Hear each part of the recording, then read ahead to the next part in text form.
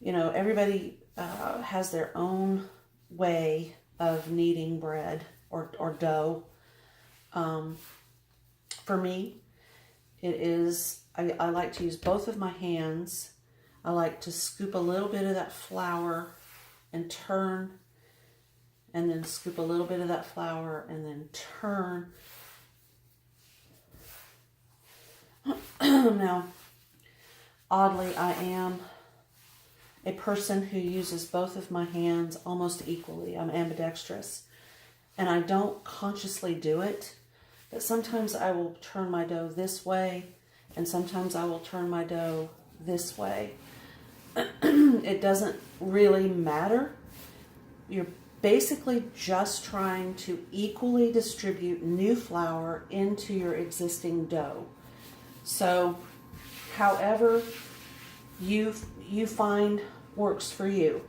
This is another method where you can just press and then fold it on top of itself and then press, turn it, press.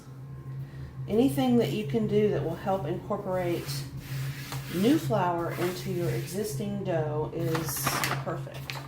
Now I'm going to use just a little bit of whole wheat flour.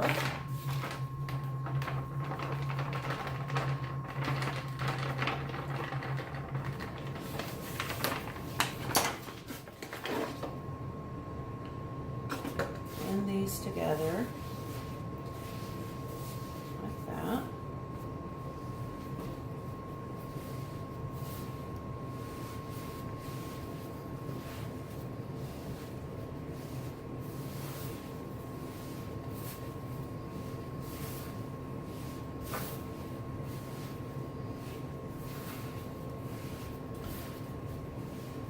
The general rule of thumb is about 10 minutes. This is a 10-minute process, unless you have managed to kind of manhandle your dough into submission. Sometimes you'll get it a little bit faster than 10 minutes.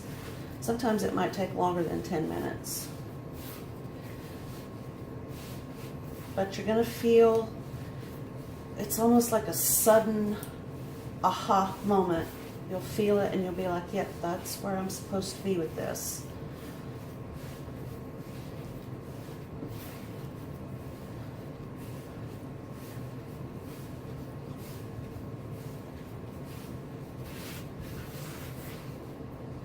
And I'm getting there.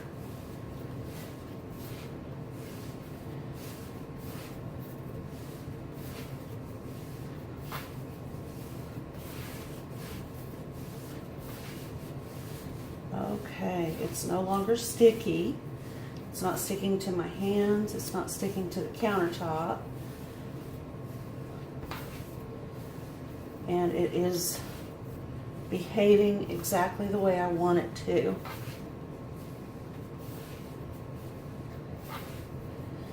Okay, so now I'm pushing, rolling, turning, pushing, rolling, turning, pushing, rolling, and I'm not getting any sticky at all, and that's perfect. It's going to feel different under your hand than a white bread recipe will. There's a little bit more texture with the whole wheat flour, but with the flaxseed, you can see this is what our dough should look like. Alright, so now I'm going to use a vegetable spray and coat the inside of my bowl that I used to mix up my dough. And I'm also going to spray my dough. I'm going to use this as the bottom, so I'm going to flip it over and put it in the bowl. And then I'm going to use my spray and spray the top. With a whole wheat flour, you have to watch out for drying. You don't want dry edges as your dough is rising. It needs that that coating to remain elastic as it rises. Okay, we're going to cover it up. And remember, about an hour ago, I preheated my oven. Well, I didn't preheat it. I should stop saying that. I turned my oven on to 350 degrees. And I let it stay on in that preheat phase for about 5 minutes, and then I turned it off. So it just warmed up. I have not opened the oven door.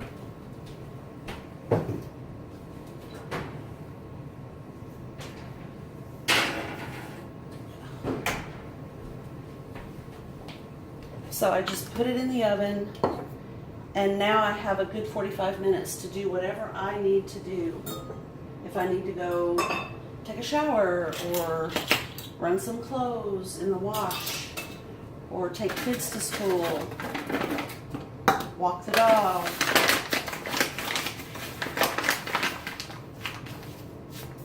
The best thing you can do is set a timer if you're not used to making bread. Just set a timer for 45 minutes. If the dough that you used is rising in a warm spot, I would say about 45 minutes, even on a cold day. But if it's, if it's just out in your kitchen somewhere, I would give it a good hour.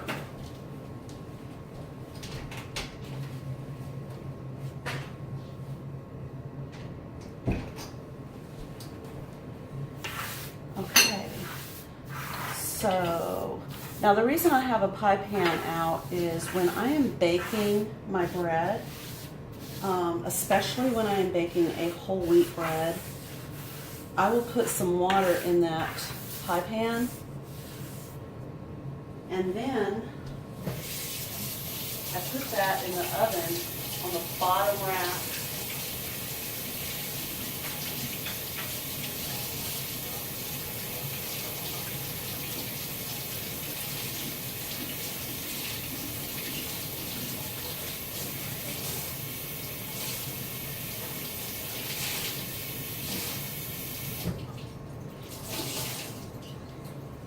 And that kind of helps keep the bread moist without having to check it too much. But that's just something I started doing eons ago, back when I was baking bread all the time. And I'm just using clear water with no soap because I will be shaping my loaves on this countertop. And I don't want the addition of soap or chemicals in my bread, so I don't use anything until after I have shaped my loaves, and I make sure that my countertop is clean. Okay. Alrighty, so in about 45 minutes, we'll be back to finish up. Okay, so now I'm going to check to see how the rising process has come along. It's been almost exactly 45 minutes. So let me grab the bowl out of the oven.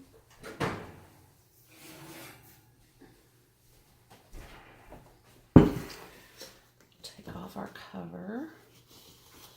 Okay, so we have doubled in size, maybe a little bit more than doubled in size, which is perfect. So before I do anything to the bread, I'm going to shut the oven door. And I'm going to turn the oven on for about 2 minutes at 350 degrees because I want the oven to be warm again when I am allowing my loaves of bread to rise. Now I will be honest with you, I don't like these loaf pans. I have, or at one time had, some really nice heavy duty loaf pans that I really liked, and somewhere in the process of moving they got lost, so that's just going to have to be something I decide to replace at some point. But they work, They're just not the quality that I really, really like. But again, they make, you know, they work. Okay, so I've wiped off all the water. I got little drips of water from my bread pans that I took out of the oven. So now what I'm going to do is just take my dough here as it is and just push down. As you can see, it's deflating. And those are the gases that built up from the yeast. It's very soft, very malleable. And I'm just going to go poof and dump that out. Now I can wash my bowl. Okay. Now I don't want to touch this loaf or this dough at this stage. A lot of people will shape it. I don't want mine to get too rough. So depending on how, or tough, I guess I should say, but depending on how it comes out of the bowl, I'm going to kind of eyeball about half. Sometimes when it falls, it's a little bit more symmetrical. Okay, and I'm going to just kind of gently move that one over there. And I'm going to let this sit here like this. Now, you could put that in your pan and call it good. But I like to roll my loaves into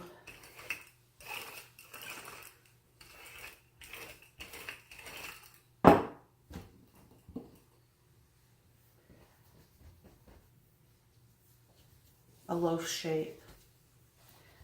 So I don't know if you can see, it's about 2 fingers, about like that wide, and I'm kind of shaping it. I'm going to pull this up on top of itself and push it. And as I go, this is going to get a little bit wider and a little bit wider, so I'll have to keep shaping the loaf. I'm rolling, and I'm going to turn those little wide corners to the inside. I'm rolling.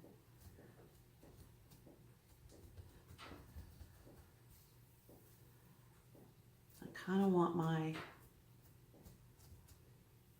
loaf to be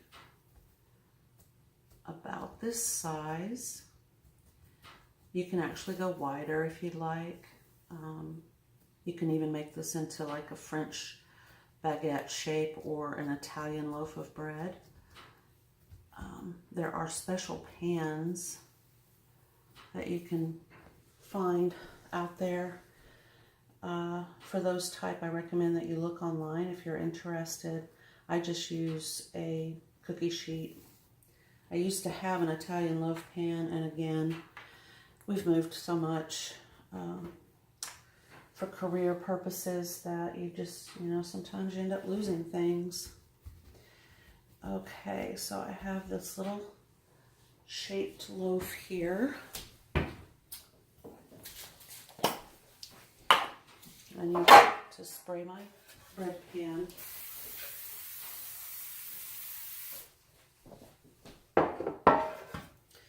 And I'm just going to lift it up kind of like a baby bunny and pop it in there. And I will do the same with this loaf, except this time I'm going to turn it over. I meant to do that and forgot. I kind of want all the wrinkly bits to be on the inside of this one while they are on the outside of that one. And you'll see what I mean when you make your first loaf of bread.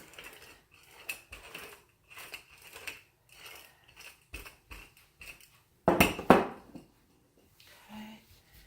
and I'm just going to kind of shape it like this. And then start that rolling process.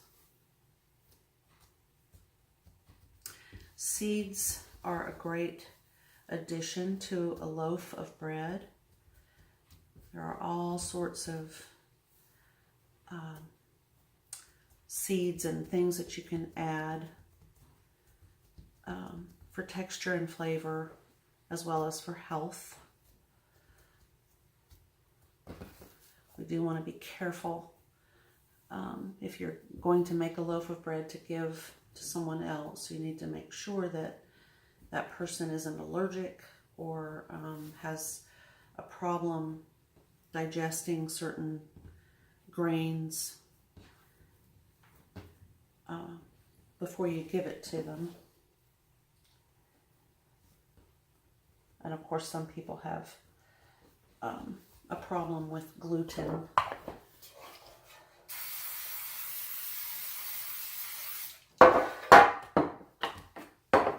But bread does make a lovely gift. Okay, we're going to drop it in there. And then if you would like to add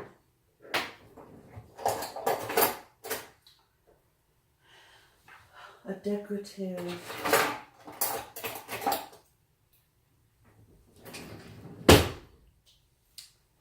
touch, you can take a pair of kitchen scissors. I know I do this all the time. I'm actually cutting a little, like a plus sign in the top. And you can leave it like this, or you can take each little plus and twist. And that'll give kind of a cute little top to your loaf of bread. And then another option is to wide cut, not deep, just wide at an angle, which makes a really pretty loaf of bread like that. Okay, now they have to rise. So we're going to turn the oven off. I let it stay on just a little bit too long that time, so I'm going to open the oven door. And it's nice because it warms the kitchen on a cold morning.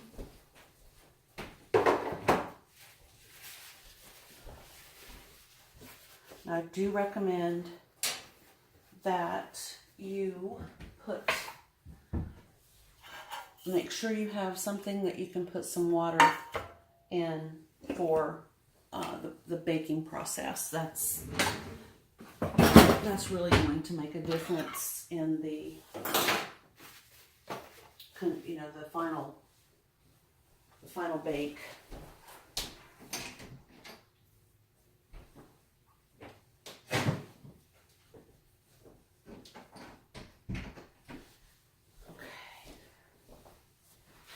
And this rise, this is the second rise, will generally be about the same as the first, but I tend to keep an eye on the two loaves as they're rising, just to make sure that they don't rise too much. The day is getting, it's warming up outside. Things are, the activity in the house is a little different. So, unless you're baking bread at 2 in the morning, which sometimes I am, the conditions are going to be a little bit different, and it might not take as long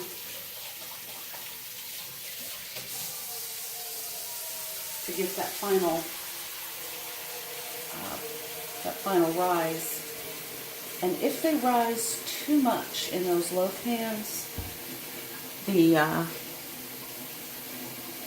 what can happen is they'll rise, and then you'll bump a pan, and there'll be like the interior loaf, and then it will have risen above that just a little bit, and that part will fall, and then you have kind of a smushed loaf of bread. So it's just a good idea to keep an eye on what your loaves are looking like as they do the second and final rise.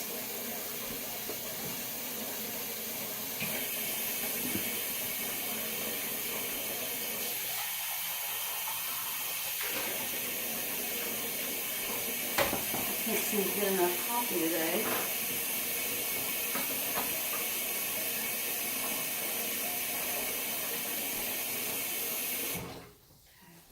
My oven door is standing wide open while I wait for the temperature to drop a little bit because I left it on a little bit too long. Yeah. And if you put your dough in for the second rise and the oven is too hot, that's pretty much a recipe for disaster.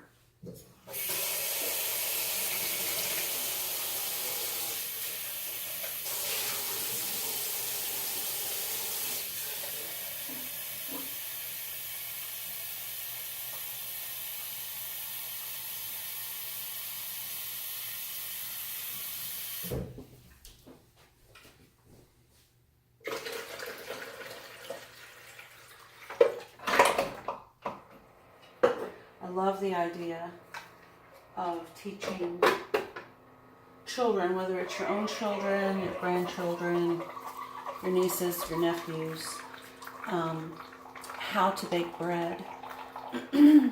It's a great opportunity to learn. It's a great opportunity to gain a skill, and if you can take it with you through life, it's a great opportunity to meditate, think about, good energy producing thoughts, and in the end you have something wonderful to share or consume yourself. And experimenting with flavors and textures, it's great.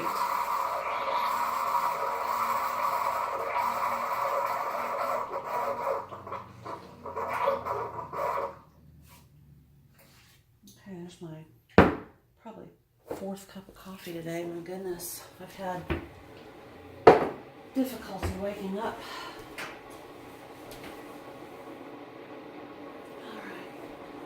My oven isn't cooling off as quickly as I would like for it to, so I'm going to help it along by fanning it. Just kind of fan into it to pull it down.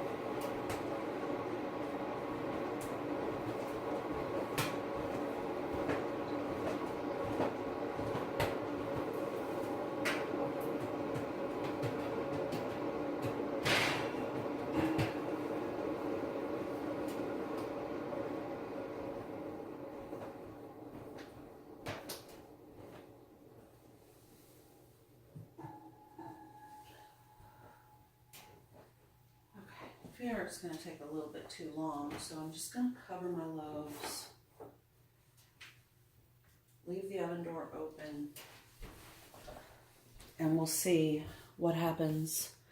I am not putting my unrisen, my second rise dough in an oven that's too hot because it basically will just ruin it. So I have my loaves over here. I'll just walk you over. They're covered up right here. They're going to rise, and my oven is right here. So all of that needs to just cool off, chill down.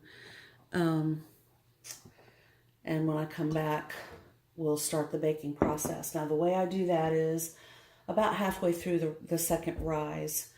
I will, if the loaves are in the oven doing their second rise, I'll take them out halfway through, set them on the counter, close the oven, and then preheat it to 380 degrees.